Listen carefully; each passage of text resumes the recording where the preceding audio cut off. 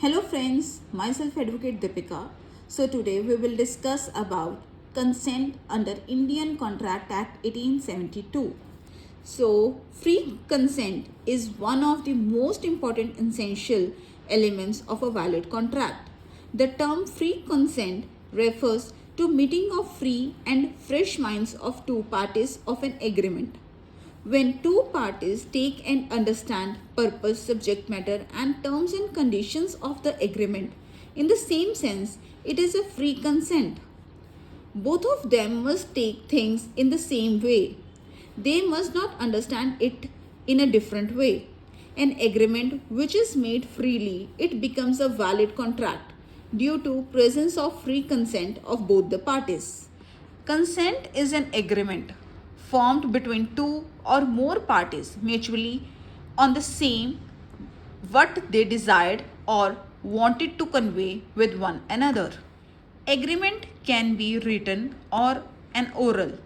Section 14 of Indian Contract Act deals with which states that it is when two or more persons agree upon the same thing and in the same sense is known as free consent. Circumstances when consent is not free, caused by coercion, undue influence, fraud, misrepresentation, and mistake. Agreement is voidable if it is done under coercion, undue influence, fraud, and misrepresentation. And agreement are void if it is done under mistake. Here, void and voidable means void means the contract is null. Voidable means any one of the parties can make it void or keep it the same. So, coercion is threat or force used by one party against another for compelling him to enter into an agreement. Next is undue influence. Sometimes the party to an agreement are so related to each other that one party is in a position to dominate the will of the other, as a result of which other party is compelled to enter into an agreement against his will as a result of undue influence. Next is fraud. The term fraud includes all acts committed by a person with an intention to deceive another person.